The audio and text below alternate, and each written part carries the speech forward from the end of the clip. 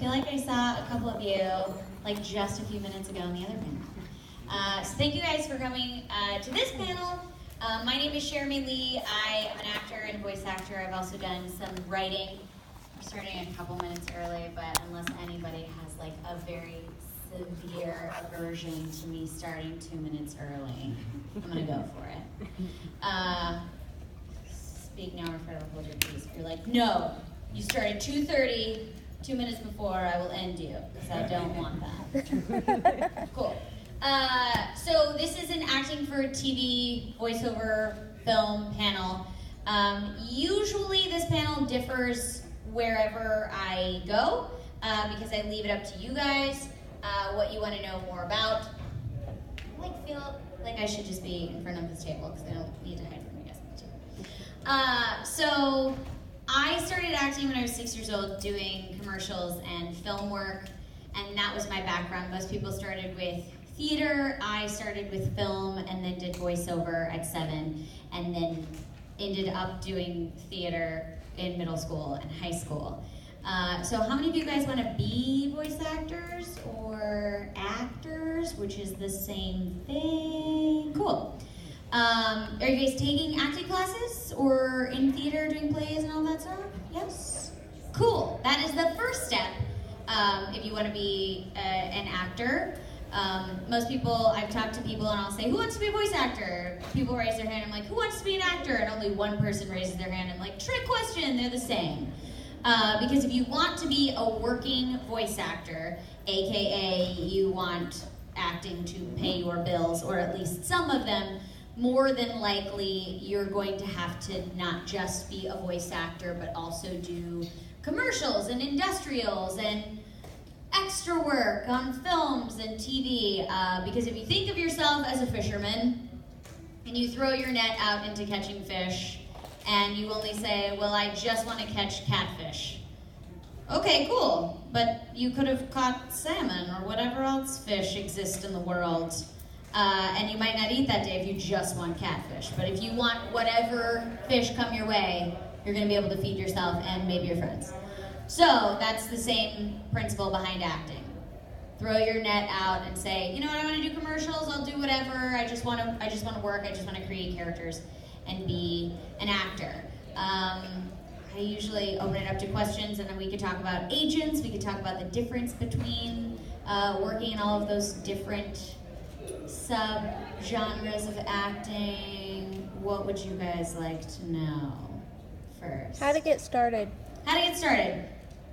If you'll ask any actor or any voice actor, all the same, they all have different stories. I wanted to be an actor. My goal was to be on Barney. That was like my lifelong dream. That was all I wanted in the world, because that was the scope of what I knew being an actor was. My mom tried to discourage me and show me how hard this business was, so she put me in this 8-week-long acting class that was 2 hours a day at 6 years old, and thought I was going to hate it. Backfired on her. I loved it and wanted to stay longer every single day. And she thought I was going to get kicked out of the class. The teacher said I usually don't take 6-year-olds, it's just really long. And so she's like, wait out there for 30 minutes, I'll probably send her out. Like 3 hours later, my mom was stuck in this lobby waiting for me to be sent home. She did that for like 4 weeks, and then finally she's like, no, I'm not doing this. I could get errands done. You're on your own, I'm leaving here. So after 8 weeks, I was like, I want to get an agent. I want to do this. She's like, no, it's still, you're going to hate it. So she took me to an open call for Miracle on 34th Street.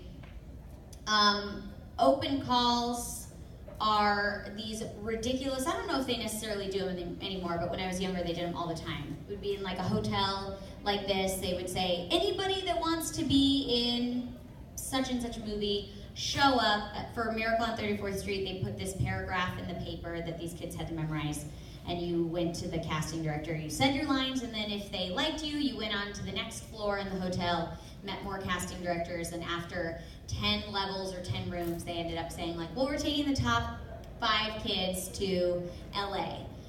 And so the casting director at the end of the day came up to my mom. We'd been there for like 10 hours. And he said, we would take your daughter to LA, but she said she doesn't have an agent, and she said she just really wants to do this, and we think she doesn't know what she's talking about. She has to have an agent. My mom's like, no, she doesn't have an agent. Thank you so much for ruining my life.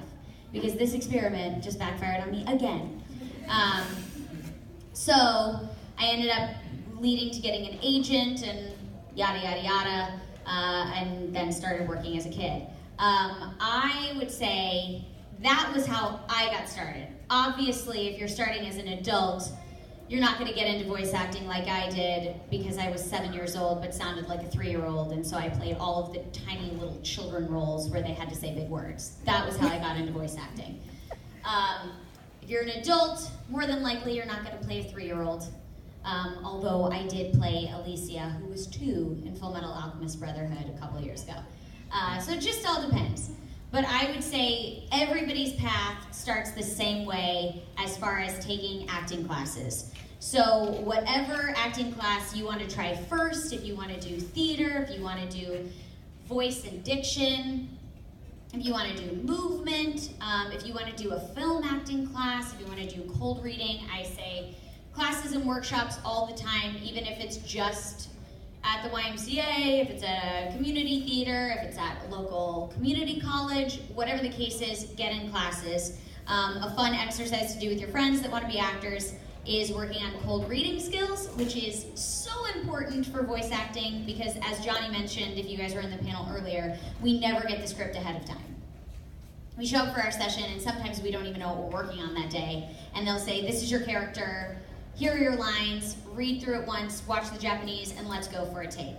So one of the best classes that I ever took was cold reading, where you've never seen the script before, you put it face down on the table, and you flip it up and glance down, pick up as much of the line as you possibly can.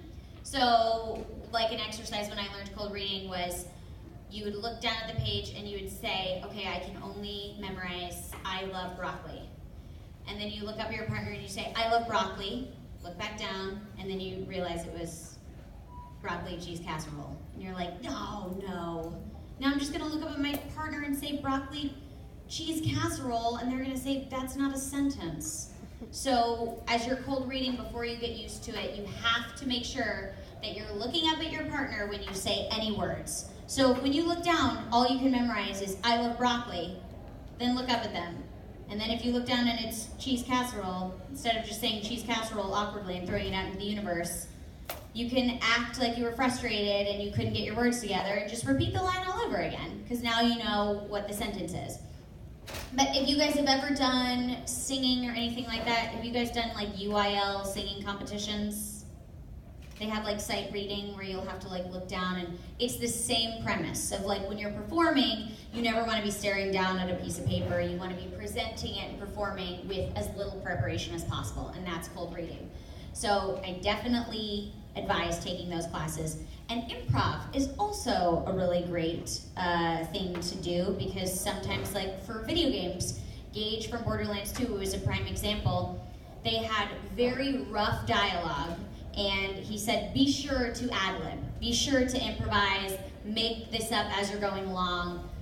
And I was like, oh gosh, that's so scary. Can I like look at it and see where this character's going? And we did the echo logs for Gage first, and I had no idea what Gage was gonna be or what she was gonna sound like, and she was just rambling, and I was making things up as I went along and envisioning what was happening. And that is how Gage was born, is like just rambling, and that's kind of how she became a character. So improv is very, very important as well. So acting classes, super important. Once you feel like, you know what, I'm feeling pretty good about acting, and I feel confident, then I would say like, well, audition for plays or audition for fan dubs or things like that.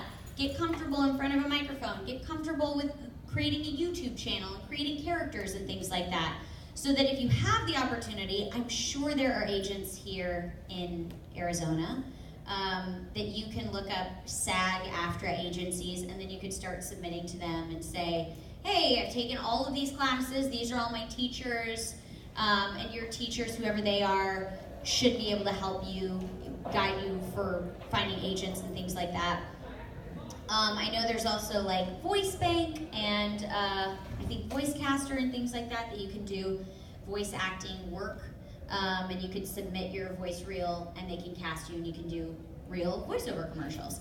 But before you get to that stage, I would say make sure you take classes so that you're confident. So when you do get those opportunities to audition for a voiceover commercial or an anime or for a movie or a TV show or a play, that you're confident and you don't walk up there and say, I've never acted before, but I just want to be an actor. And it could work out great. You could end up with a job, but it also could backfire on you, and then you have this terrible experience and you're like, I want to be an actor, but I went and did this audition and now I'm terrified. And auditions are not scary. I had an acting teacher who told me when I was a kid, when you're auditioning for something, walk into the room and imagine that as soon as you walk in through the threshold of that door, that all of the information that you need to get that part just falls into your body and you're exactly what they're looking for. Because just pretending that, you are going to do the best version of that character as possible. And the thing I love about acting, there are no wrong choices. The only thing that you can do that will upset a director is not make a choice. So if your line is, I love you, and you're like, I'm having a horrible day. I just sat in traffic for 9 hours, which that would be awful. And you're like, I don't want to say I love you and be romantic in this scene. And I have to propose to this girl at the end, but I am so, you guys know what I'm talking about, when you're so mad, you're like, your body is shaking because you want to like strangle something, but you know that you will go to prison if you do that, and that's just not worth it. So when you go into an audition, if you can't check your baggage at the door and you're like, I'm just mad, and so you go in and you can deliver the scene and be like, I love you, and I'm so angry, will you marry me? And it's like, oh my God, I want to know the backstory. Like, did she cheat on him, but he loves her so much that he wants to marry her? Like, that scene just got really interesting. And immediately your director's gonna say, not really the direction that we want for that scene, but really interesting. Can you try it? Like maybe you're excited about proposing her? And that's what you want in an audition, is you want the director to be excited to work with you and give you another direction because they're gonna remember you that way.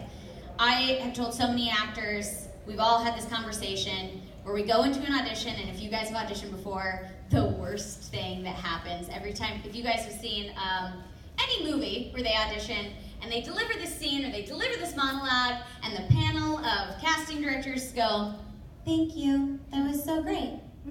And every actor goes, I'm not getting this job. That 9 hours of traffic was a waste of time. The 4 hours I prepared this scene was horrible. The thousands of dollars that I paid for acting school, all for this moment, this is terrible. But if you have a casting director that goes, cool, interesting, all right, can we try it differently? You're like, yes. Oh my God, yes, let me say this again, because that means that I did not waste your time and you want to see me do something. So yeah, if you guys have been in an audition and people go, thanks, that was great. You're like, okay, thank you, I love you. And it sucks. So even if you make a choice and you're like, they hated it, this is so wrong, you might get a redirect, and that is the best possible scenario. So long story short, that's how I would say to get started, so that you have the information to go into the audition and rock their socks off. Any other? Yes. I have another one. Would it be good to have, like, show them a demo of what you've done before? Yeah, I mean, if you have a demo reel and you have footage and stuff like that, that always helps. But even I got a voice acting reel probably 10 years ago, and I rarely use it. Some people use it all the time. I rarely use it just because I'll send in the demo reel and they'll say, this is cool, but can you do this kind of a character, which is like a blend of 2 of your voices, and sometimes you end up having to send in the audition anyway. Okay. But showing them that you have worked before and you have experience always helps. On camera, I have 2 demo reels. One of them, I did a movie called Not Cool, so I have a whole Not Cool reel. And then I have a TV reel for the comedic shows that I've worked on. I have a dramatic reel. And that shows them, okay, she's been on TV shows before, she's worked. And usually for TV shows, the reel just shows them, okay, if we hire her, she's not gonna show up to set and be like, David Boreanaz, I love you so much. This is such an honor to work with you. It's so weird that I'm even saying this, but your pictures are on my ceiling. Wow. Anyway, I'm so excited to do this scene with you. I hope you're not uncomfortable by that. Can I hug you? Usually a demo reel just lets them know you are not going to make the series regulars super uncomfortable when you do that. And I have been on set where that's happened before, and the actor was super cool about it.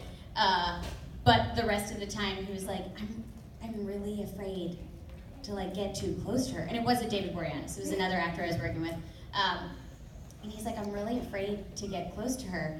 And I will be honest, she was very sweet, very enthusiastic, and I don't think she meant anything by it. But every time he would like glance over in her direction, she'd be like, and it was like, I need you to not, like I was standing next to him and I was getting uncomfortable for him. And I was playing his girlfriend in the movie and he was like, are you getting jealous? I go, no, I'm actually just getting concerned for your safety. I'm going to talk to her. And he started getting closer to me. He was like, can we pretend that we're actually in a real relationship? I was like, no, no, we can't.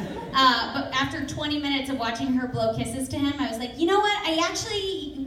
We should do that. She might follow you home. I will make the sacrifice for you. You're a cool dude, but I don't love you. But I'll pretend like I do to keep you safe. So that's usually what I think on-camera reels help. But, you know, if you're auditioning for something, any opportunity to show them that you've done stuff before and that they can get a feel for who you are as an actor is always helpful. Any other questions? Yes? Even though I'm taking a picture. You as an actor / voice actor, what is something that you agreed to do as far as a part? And then when you get into it, you're like, this is not what I signed up for. You're like, I'm going to go now. Yeah, well, I've only turned down 2 roles after I've gotten the job. There's been a couple times. Usually the rule of thumb is they'll send you the script, or like if you're, once it goes to your audition, you get a breakdown, and they'll say, like, for example, if the Hunger Games breakdown came through, they would say, we're casting these characters, and we're looking for this female character. Her name's going to be Katniss. She's going to fall between the ages of 18 and 25. So the agent will say, okay, so I need to find a female actor. Do I have anybody that fits into this 18 to 25 bracket? And then they usually give a description of like, headstrong, she's got to carry the movie, we need her to be very comfortable being active. And they tell a little bit about the character arc. And if in the movie, they're supposed to tell you, because usually nudity is a big thing that people say, like, not comfortable. Usually at the bottom, they'll say, we're going to need to see the upper part of their back nudity, or we're going to need to see rear nudity, or full frontal, or whatever the case is. And your agent will know if you have an issue with that. Okay, I'm not going to send this actor on it. Because usually once you go into the audition and they'll tell you what's expected of you in that case and you've read the script, if they offer you the role and you say, oh, actually, so sorry, not comfortable with nudity, they're like, then why did you come to the audition and have the producer fall in love with you, and now I have to tell him you're not interested, and I could get fired as a casting director. So usually when the breakdown comes through, my agent will call me and he's like, this is a huge, huge series with Oscar-winning actors, but 8 of your 10 scenes in the first episode, you'll be topless. Is that like a no? And I'm like, that's a no. It's a no. And he was like, yeah, but it's Oscar winners. I was like, but they're not going to pay attention to my acting. And he's like, okay, fair enough.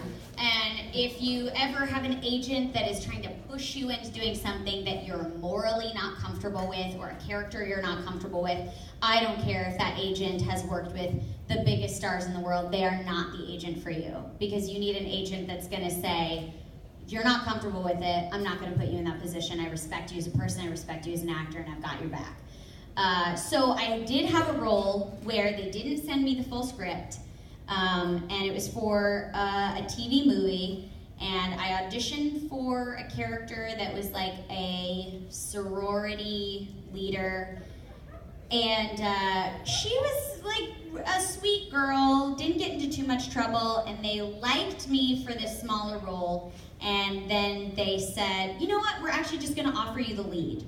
And I was like, oh, awesome.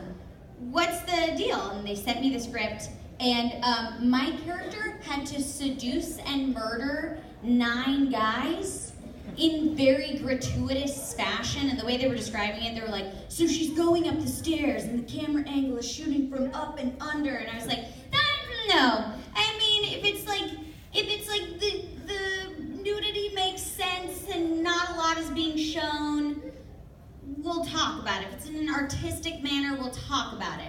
But like, if you're just like shooting up my skirt in a gratuitous fashion, I'm not okay with this.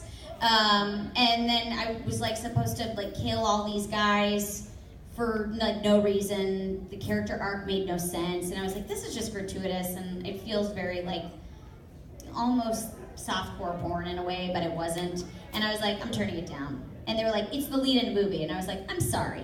If my children find this on like Netflix or on TV later on and they're like, Mom, you always told us to stand up for what we believe in and never compromise our morals, and what is this? Like, just not worth it. Or if my cousins are watching it and they're like 12 and 13 and they stumble upon it and they're like, that's my cousin. Like, I can't do any of that. So, but most of the time it doesn't get to that point. I will like look at the breakdown and say like, oh, nudity is involved, not comfortable. Or I read the script and I'm like, I just don't think I can do this character convincingly. And you always have to look at is this a challenge for me as an actor? Or is this a challenge for me as a human being? Because if it's a challenge for me as an actor, Not Cool was a challenge for me as an actor. My character got thrown up on. We had to do like all sorts of weird, raunchy, like American Pie sort of comedy, but I did not have to do any nudity. I did not have to do any of this crazy stuff. People were like, but your character like mooned someone. I was like, we got butt doubles for that. I didn't have to do any of that. So for that character, initially I was like, can I do this? And I'm like, I'm not being compromised morally by this role. It's going to be a challenge for me as an actor to get fake throw up thrown in my face and to have people like mock me. And like I once did I was on Friday Night Lights and I had to have 300 people laugh at me. And you think like, oh, that's not a big deal. But it's still kind of mortifying. And everyone's like, oh, she's a loser. And you're like, there's 300 people laughing in my face. Yeah, it's not hard for me to get emotional here because this is hurting my soul. So I think that's the balance. Like if you feel morally compromised, and I always think if my future children have to watch this later on and I'm gonna feel embarrassed and I'm not gonna be able to tell them why I did this and be proud of the reason, then I don't need to do it. So yeah, I haven't had it where I got too set and I was like, I can't do this, bye. If they didn't tell me up front what was gonna be expected, or I signed contracts and they're like, so by the way, you're doing this without any clothes on. I'm like, oh, didn't agree to this. I'm not doing this, sorry, thanks, bye. Because they have to let you know ahead of time, especially for compromising things like that. Yeah. Yes? Okay, so have you ever had a character where you really liked them at first, but after a while you just kind of got tired of playing them, or you really didn't love the character anymore? No.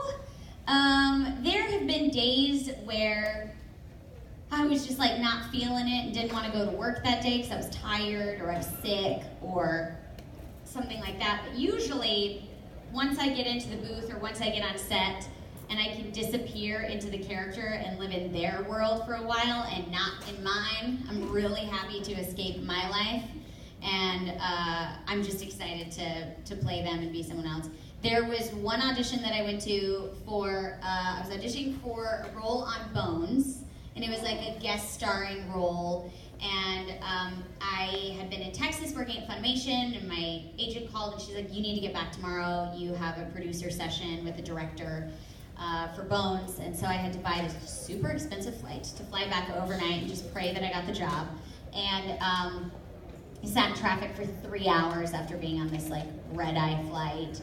Got to the audition, I was running through the Paramount lot, it was super late, I was dripping with sweat. You like want to look nice for an audition, and I looked like I had been drowned in a pool of my own sweat. And I walked in, and the director was there, the 2 producers were there, the casting director, there were like 9 people in the room, and I'm like, hi. so excited to be auditioning for the show. They're like, are you okay? I'm like, no. I'm not okay. And I had to do this very emotional scene. I sit down, I was like very winded, very dizzy. Even doing that, I'm a little dizzy.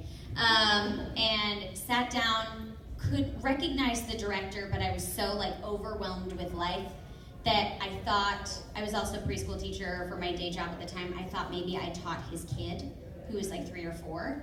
And, because I was like, I know that he has a daughter, and that's how I know him.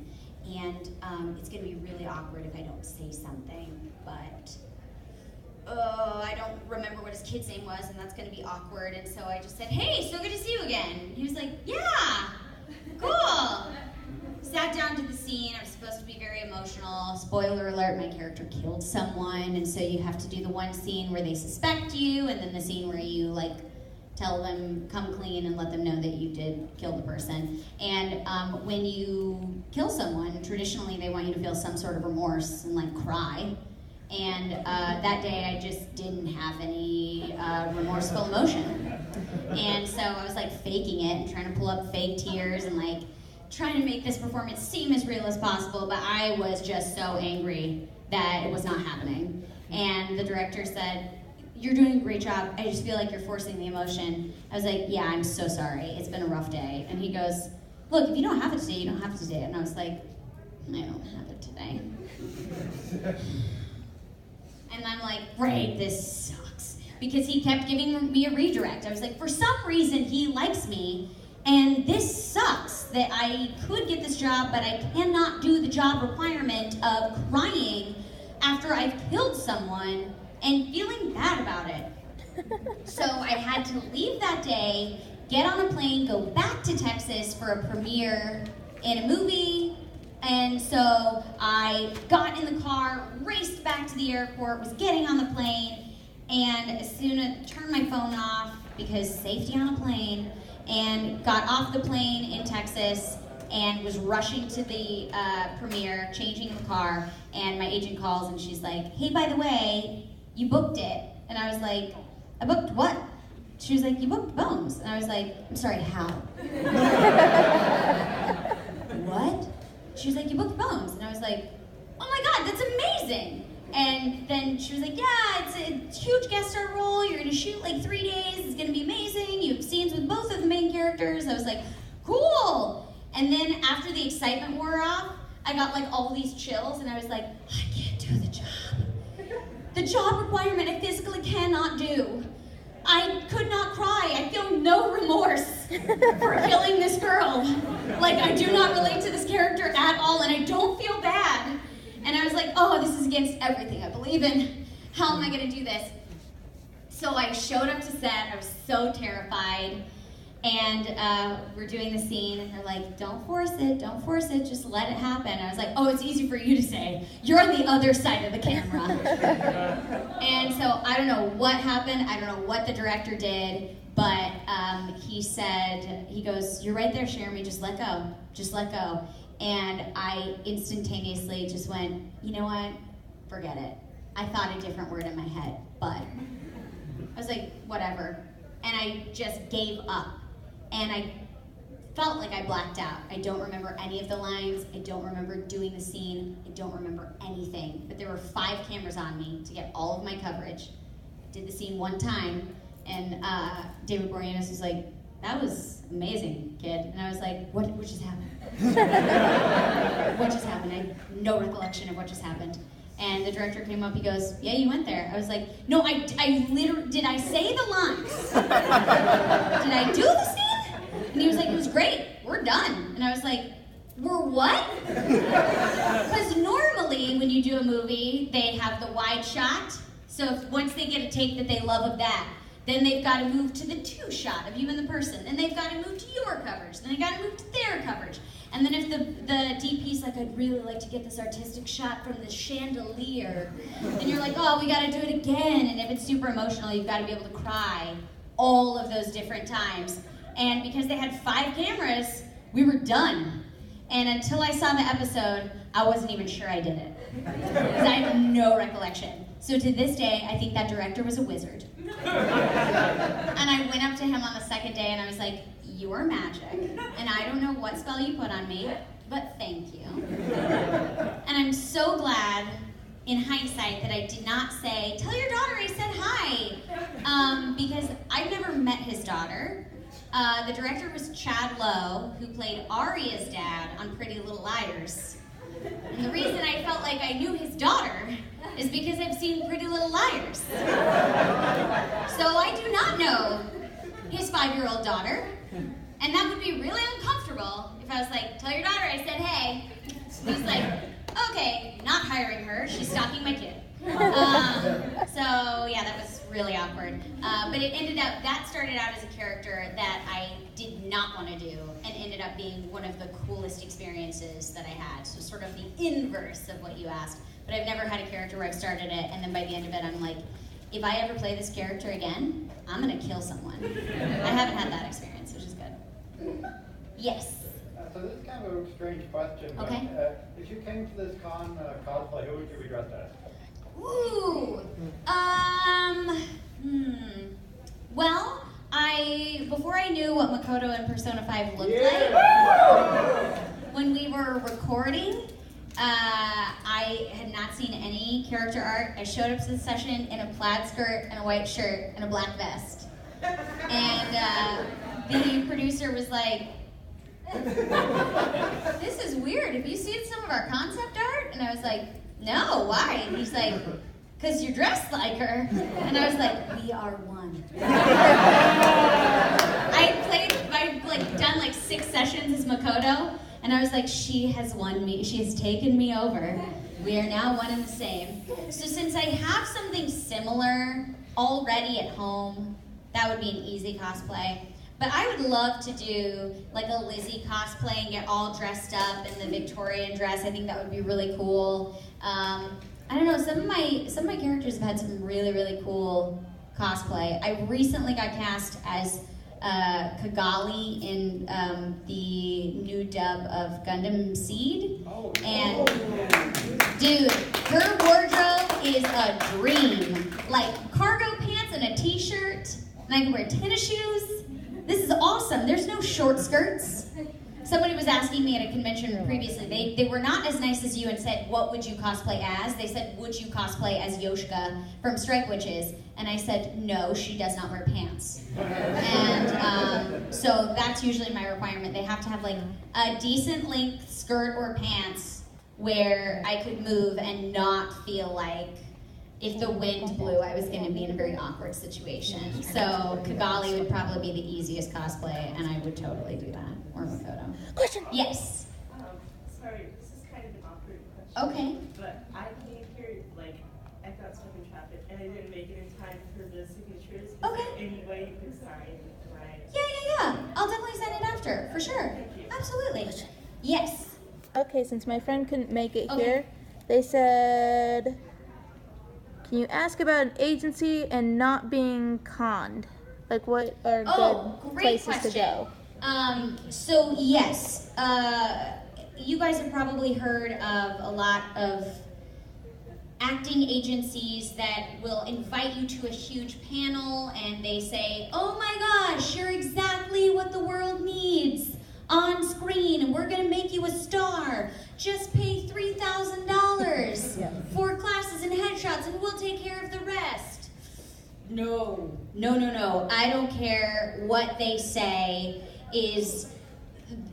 what they say they're going to do for you. If they're like, "We have got Steven Spielberg on the phone right now that's going to hire you. Just write the check for $3,000, clean out your savings, and sell your firstborn child that you don't have yet." Like, it's not worth it.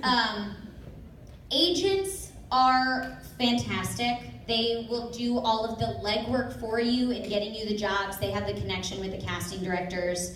And they're kind of like the middlemen between the actor and the casting director, so the casting director is not inundated with 15 million auditions. Instead of 15 million, they'll get 15,000. So, the thing to know about an agent so that you don't get scammed is if they ask you for money up front, walk away.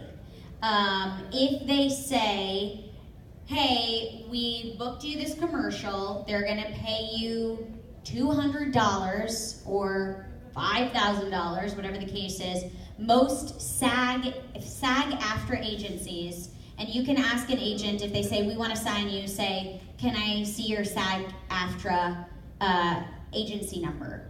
And if they say, well, that means they're not a SAG-AFTRA licensed agent and they could be doing some shady stuff on the side. You can also just Google SAG-AFTRA agencies online and they'll give you a list in your area or nearby so that you know that you're not going to be taken advantage of. But an agent usually will say, we take 10% of what you make. They don't take any money from you unless it's like, well, it'll be $20 to put you up on the website. If it's a reasonable number like $15 to $35 to put your headshot and resume up on a website, that's because they've got to scan your photo, pay the web processor, all of that stuff. But if they're like, we need thousands of dollars and we're gonna take care of classes and headshots, you usually will pay a headshot photographer separately. They might say, this is a headshot photographer we really like, we really respect, and they usually get a lot of response from casting directors. We recommend you go here. You don't pay the agent for headshots, you pay the headshot photographer. The only time you'll pay an agent is if they get you a job and you get your check and then you give them 10% of that check.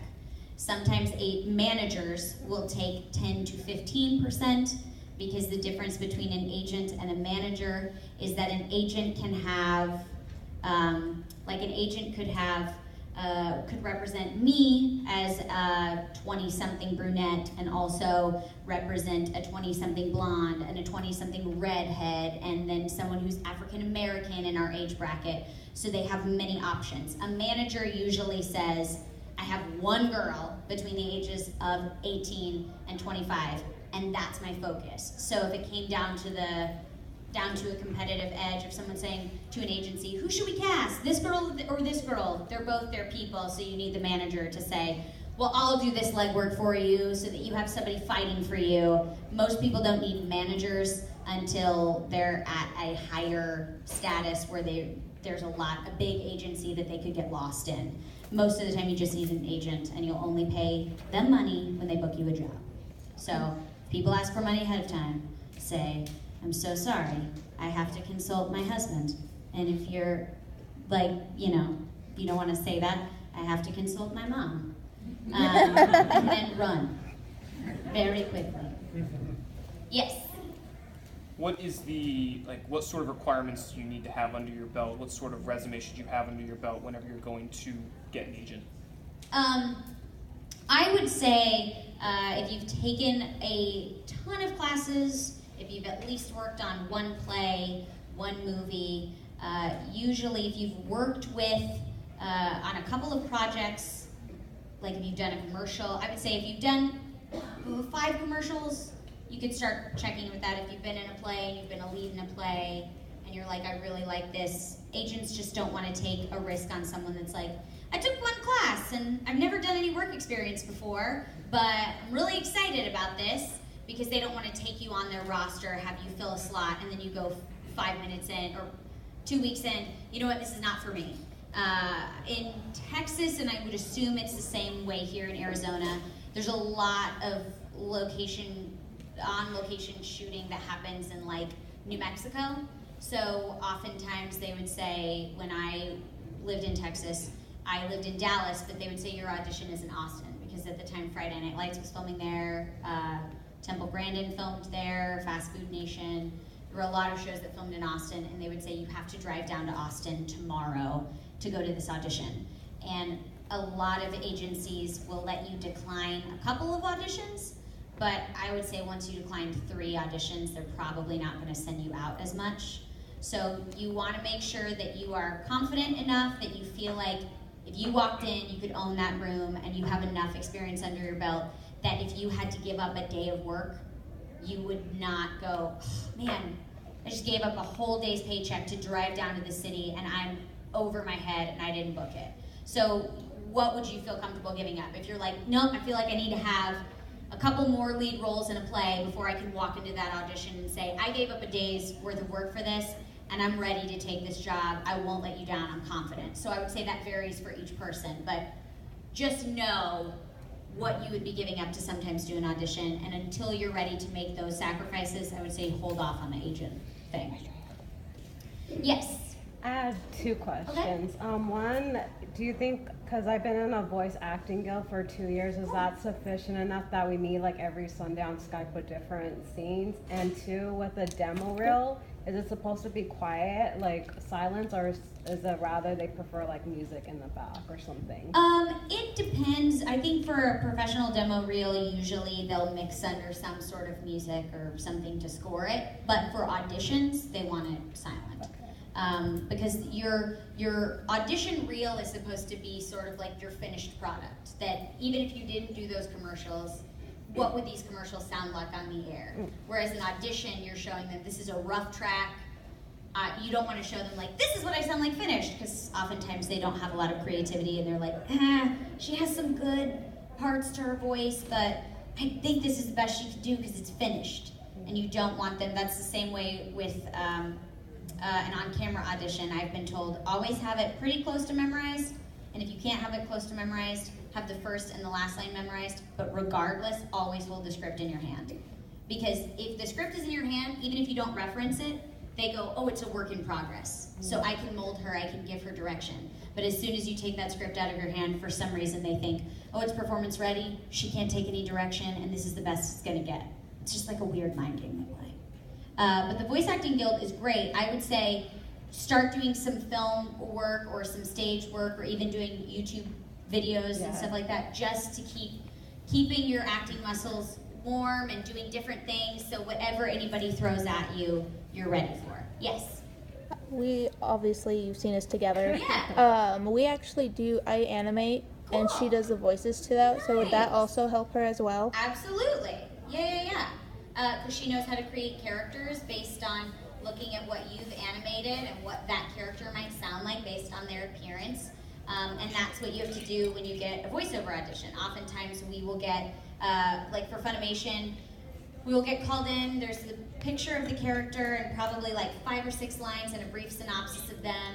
And so you'll read it and say, okay, this character has glasses and it says she's really quiet and kind of nerdy. So she's not going to be really loud and boisterous, more than likely. So you're like, well, what would this sound like? She's wearing a blue dress, she's got her hair pulled back, she's constantly going like this in the picture. So she's going to be a little bit quieter and she has glasses, so maybe she's nasally. And you just like play with that kind of stuff and like start creating some weird choices. And then I've had some auditions where they've given me a stick figure with no face. And I'm like, okay, sweet. This has got so much to go on here. And for that audition, I walked in and I said, so, the character design. And he was like, yeah, it's gonna look like you if you get the job. I was like, oh, that's why she had no face. Because you don't have an actor, so you don't know what the face will be. Got it. Okay. Well, this just made my job really easy and really complicated, because if you don't like my face, I'm not getting this job. Ugh. So, yeah, that's awkward. Yes. Yes. No worries. So, how do you keep your voice from like dying as you voice someone? Great question. How do I keep my voice from dying? Especially when there's a lot of screaming. Sometimes you just can't help it. I once learned the hard way. I was working on like 10 shows at Funimation at that time, so I'd work on a different show every day, sometimes 2 a day. One character was in the low part of my voice. One was really high, and one was really like soft. And then there were a couple that were in my mid-range.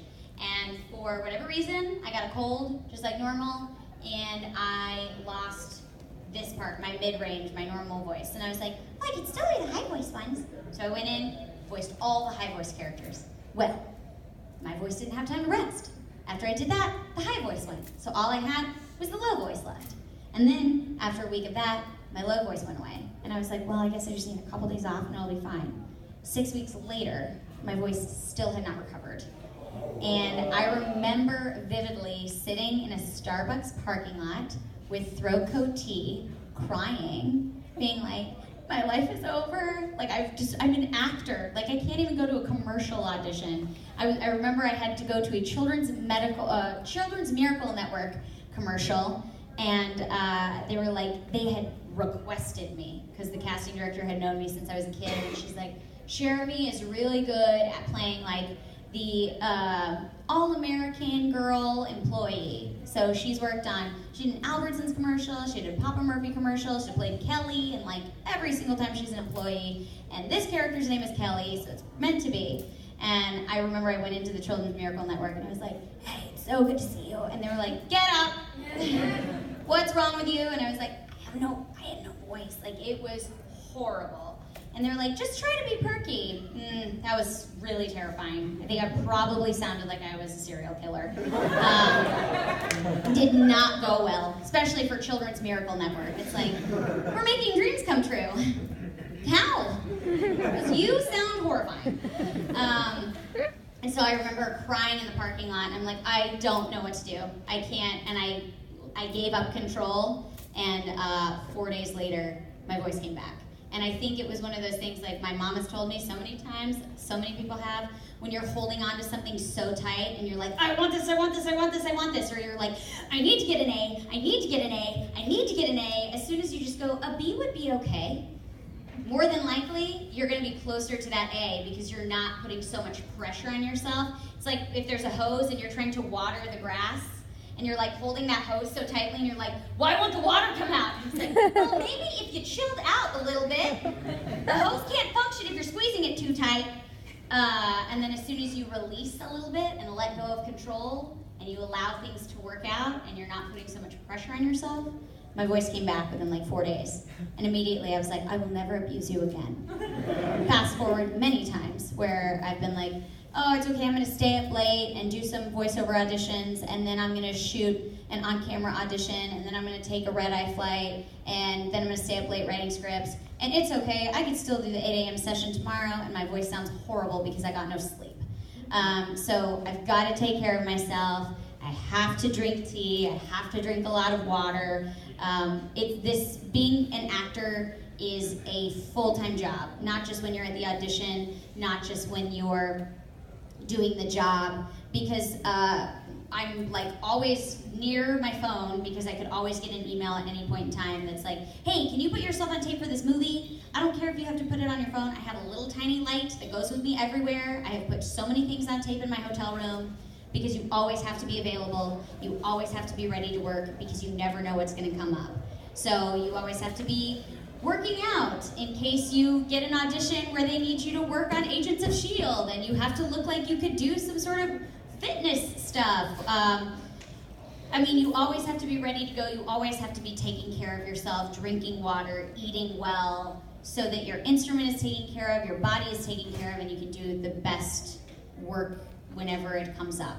That being said, sometimes you're in the booth and you're like doing anime, and they'll have your character will scream with like shards of metal coming out of their body, which is like not normal. And you have to do that for 30 seconds, which doesn't sound like that long, but it is. And after you do that scream, you're like, it's gotta look painful. Like, that's awful. So what I sound like has to match that. And then after you do that 2 times, you're like walking out going, I'm invincible. That was so awesome. I feel so good about myself. And then you have to take the rest of the night off. And so most of the time for video games, they have to tell you up front, this is a fighting game. We're gonna need you to die 30 different ways. It's gonna be really painful for your voice. And usually they'll say, this is a voice shredder. And you'll go into the session and you're like, so what am I getting into? They're like, it's just character stuff. You're not gonna have to do any battle lines, not a shredder. And so when you go into a session, they're like, it's a voice shredder. I'm like, okay, cool. Let me cancel my sessions for tomorrow at 8 in the morning because my voice is gonna need to recover. So you just kind of have to schedule that kind of stuff. Drink a lot of tea, honey works too. You might have to go on vocal rest. I've done that a couple times, writing on a notepad to people, and then they always think that you're deaf and they yell at you. I don't understand it. I don't understand it. I've been at a restaurant and I'm like, I write, I'm on vocal rest, and she's like, sweetheart, do you want water? I'm like, I can hear you fine. I just can't talk to you. I'm gonna text you, or I'm gonna try to do lip reading to my husband, and he's gonna say, just write it down. I can't, I don't understand what you're saying. So yeah, you have to kind of do those things, like all the time, to take care of your voice. Yes? Yeah, no worries. So, kind of tagging on that, Yeah.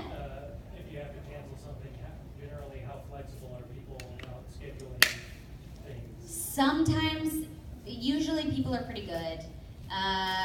There's been a couple of times, I haven't lost my voice really bad in a very, very long time, but the most recent time it happened, I said, what is your recording window? And they said, we have 3 weeks till the game's due. And I was like, is there any possible way you can reschedule me? I'll come in. And usually, if they say like, look, it's this or nothing, I'll say, do you want me to come in and try? And if they say, look, if it's really that bad, don't worry about it. But usually they say, yeah, come in and try, we'll see what happens. And then when you're in there and they're like, you sound like a dying frog, it's not gonna work. And then hopefully they'll be able to reschedule you. There's been a couple times, even when I haven't been sick, for on camera or otherwise, where I'll say, I'm actually I'm going to a convention on Friday, and they're like, we have to record Thursday or Friday. And I'm like, I'm already booked all day Thursday. Let me see if there's wiggle room, if they can move anything. And there's been a couple times where everybody has been locked in with deadlines, and I've had to not do jobs because I just can't be there. Which is why you'll often hear voice actors or on-camera actors cancel conventions, and everyone's like, why aren't they here? And they were probably in a do or die situation where somebody's like, do you want to work or do you want to go to the convention? And there's been a couple times I've had to come in to a convention late, and I feel really bad about it. But then when people find out like, oh my gosh, you were working on that, I totally get it. And I've made the decision for Friday Night Lights, my character was supposed to recur, and they called me the night before I was supposed to go to a convention. And they said, can you come down to Austin tomorrow? We've written your character back in, which never happens. And I said, I can't, I'm going to a convention. And they said, we'll write your character back for another episode, and they never did. So I learned, like, okay, if they say, I could have flown into the convention late, and people probably would have been frustrated, but they would have understood if they're like, well, yeah, now you're on Friday Night Lights, and I can see you every week. Cool, okay. So it's one of those things where you live and learn. But yeah, sometimes they're flexible, and sometimes they say, it's due Friday. If your voice is that bad, I'm so sorry, I'm gonna have to replace you. So it's just like, you never know. Yes? Do you ever practice different voices in your personal life just to kind of feel them out and see what reactions? Yeah, absolutely. If I hear a voice I was actually at Target, and there was this woman, she had the coolest voice ever. My brother thought she was the most annoying human being in the world. And I was like, she is my hero. So the whole way home, I was imitating her in my brother's car, and he was so angry. But she made me so happy, really because of her laugh, which was, it doesn't sound like it was a real person's laugh, but she would go, oh! And I did that the whole way home, and he was like, I will kill you. And I was like, no, you can't. I've also done that in drive-through windows, where when you order and they can kind of see you at some restaurants, so it's awkward. But I would order in a character voice and then show up at the window and just talk as myself. And usually you get the look like, where's the kid?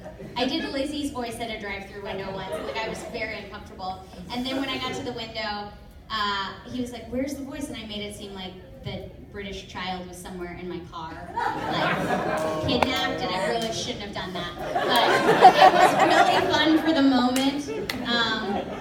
But yeah, I'll do voices, and I normally, if people are like, oh, that's a cool voice, I'm like, oh, this is fun. Accents are really fun to do, and I try to do accents because you never know what people are gonna want.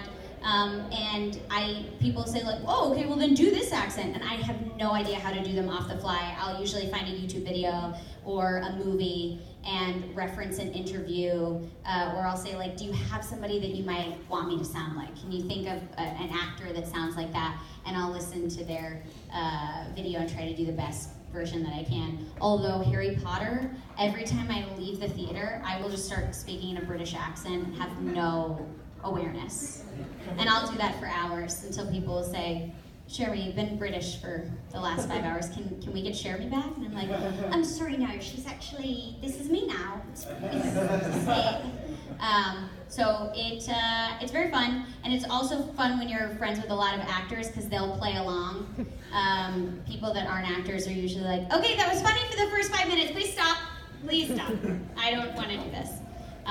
But Amanda Miller, who plays Sailor Jupiter, we've noticed that whenever she and I are together, we always do these weird accents that don't come out anywhere else. Like, we can't do them unless it's together. One of them sounds like a 1940s old woman, and for some reason, we've named them Ethel and Susan. And just when we're together, like at the airport, what did she say the other? She's like, well, Ethel, and I was like, oh my God, why are they Southern? All of a sudden, we just like launched into it. They changed. They're not normally Southern, but at the airport they were, and we got a lot of weird looks from people, but that's just normal. So it's fun. Yes. You mentioned that you enjoy doing the accents. Yeah. And everything for stuff. How big of a impact is that on voice acting? Because I know there's the different vocal ranges that you have to work on, but how much does it actually help when creating different characters and everything, being able to do different accents and dialects? I think it's just a bonus because it's another option. There's some people that say like, I cannot do accents. And a lot of those actors work all the time. They'll say like, I don't care, I just love the voice that you do. But I think it's helpful, especially in cases where you'll get called in. I worked on a ABC web series that was called Ginger Snaps.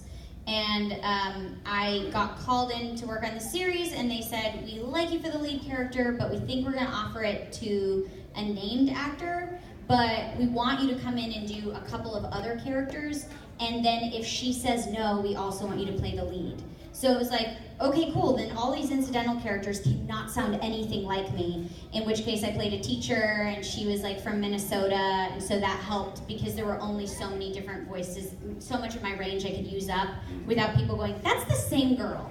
So accents definitely helped in that scenario, but sometimes you'll do an accent to try to camouflage stuff, and they'll say, can you just do it generic American? Thank you. So I think it just helps as like a bonus. Oftentimes they'll say, don't do the accent, just make her a little bit more high-pitched or whatever. But I think it's fun and it helps, and there's been a couple of times they've said, could you do it in a Russian dialect? I'm like, you did not say this was a possibility, but sure. And so it's just, they let you play and do things like that. Oh, wow, that's the same question. Yes.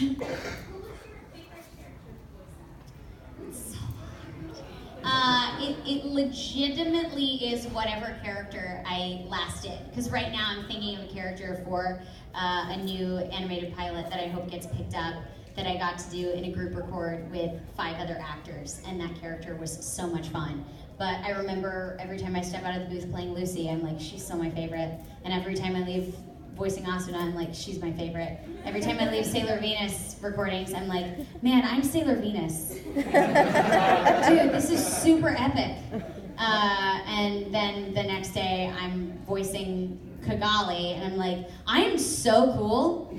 And then I leave and play another character or sit on the freeway or hang out with my real friends and go, you are so not cool. So it really is whatever the last character that I played was, because I can't make decisions, I guess. Yes? What would you say is the biggest perk that you've had from doing voice work? Like, I know, for instance, you got your name on the Comic-Con. Yeah. It's so awesome that you can go back and tell you, Cherami. Yeah. Look what we get to have a feature. Yeah, there's been way too many times where I've had to like pinch myself and say like, This is real life. This is really cool. There was once, you usually get these like little tiny hole-in-the-wall trailers where you can like turn this way and that's it. And then on like one of the last days that I worked on Fast Food Nation, they were like, we had to get rid of the smaller trailers because we just didn't have enough space. So you get Ethan Hawke's old trailer. And I was like, okay. And I had this huge trailer that we took like this like video when I was like 17 of me like laying. I was like, this is how big it is in comparison to me. And we took like all these pictures. I was such a nerd. And he had been prepping for another movie, so I saw the cast list and the day of days, and it was just like, this is top secret information that I only get when I'm in Ethan Hawke's trailer. And it was even cooler when I ended up getting cast and worked on that movie a couple of months later, and I definitely did not tell him that I was like, I nerded out and took like 90 million pictures in your trailer, because they would have been like, get out. But yeah, I think most recently, one of the coolest perks that happened, and if you've seen my Instagram or if you're on Anime Unlocked, you saw me like nerd out at Comic-Con. My dad is a huge Green Bay Packers fan, so I grew up loving the Packers, even from Texas. And at Comic-Con, they said, there's a football player here, and everyone's like, oh, what team does he play for? And they're like, Green Bay Packers, and I said, what? What? They're like, he's a huge anime fan, he loves Sailor Moon. I was like, oh my god, can we meet him? And they're like, well, don't be weird about it. I was like, okay. Okay. So he showed up to the panel, we're sitting at the panel, and then somebody was like, yeah, you know, this is a super girly panel, but even manly men love Sailor Moon, like Mike Daniels. And they're like, he plays for the Green Bay Packers. And I usually try to be sort of professional, and I had the mic in my hand, and I dropped it. It was not even like a set down. I dropped it, and I was like, I'm sorry, what?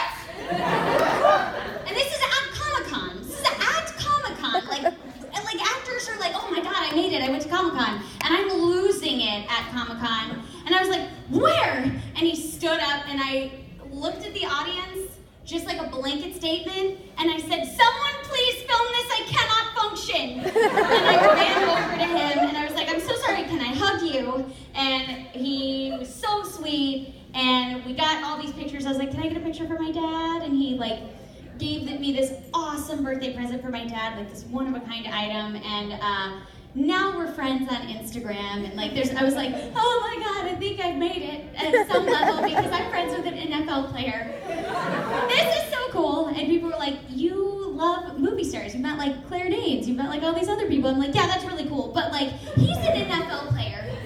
Like people watch him every Sunday. So that was pretty sweet. Yes.